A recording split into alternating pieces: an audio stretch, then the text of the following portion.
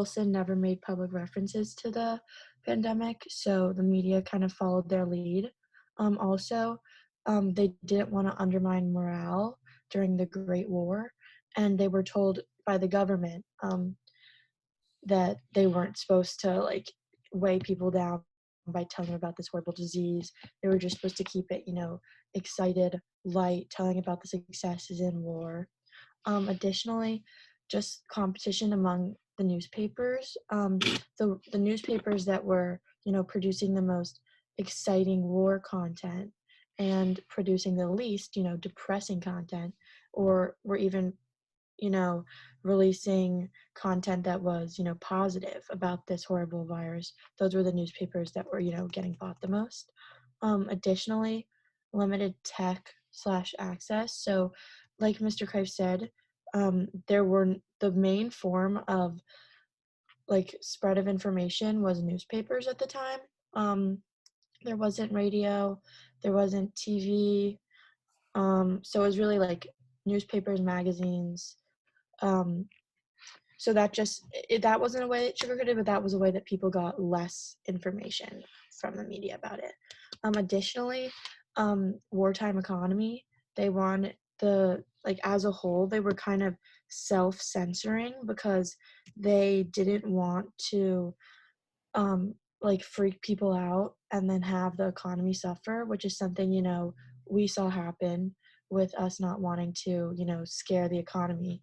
So newspapers were thinking that as well. And then additionally, something we learned about was that Committee on Public Information. And they were just producing so much news, even like the propaganda type stuff about how well we were doing in the war, everything like that. So that news was just taking precedence over any of this. And there was just so much of it.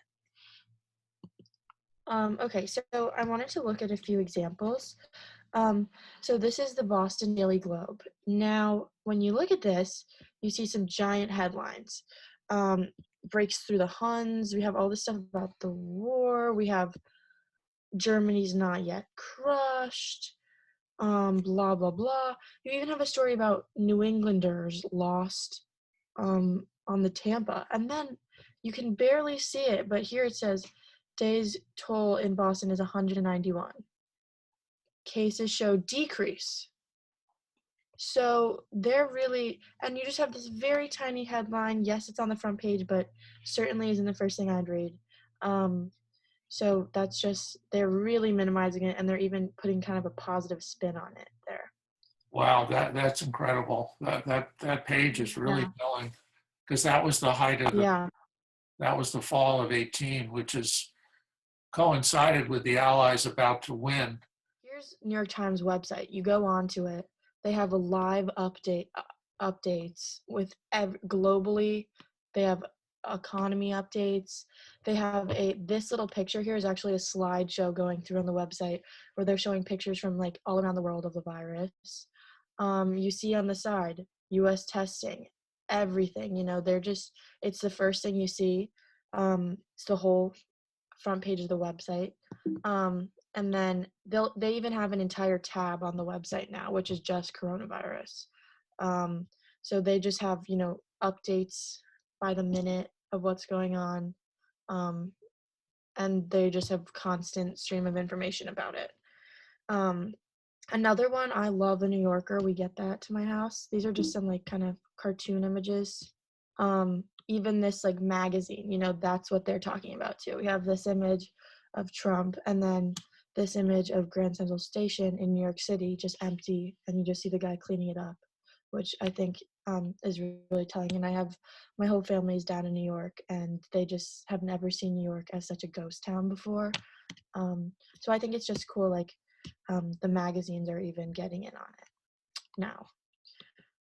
Okay, so here's an example of really the media having a big impact, like physically. So there was this parade in Philadelphia, which was encouraged by a Republican political machine boss. And they really wanted this 2-mile long parade to celebrate the launch of this Liberty Bond drive.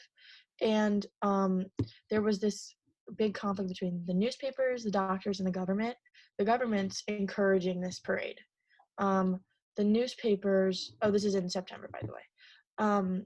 The newspapers are, or beginning of October, the newspapers are saying, let's have the parade. They're publicizing it, they're advertising it in Philadelphia. They're all talking about this parade. And the doctors are saying, this is so dangerous. You cannot have this parade.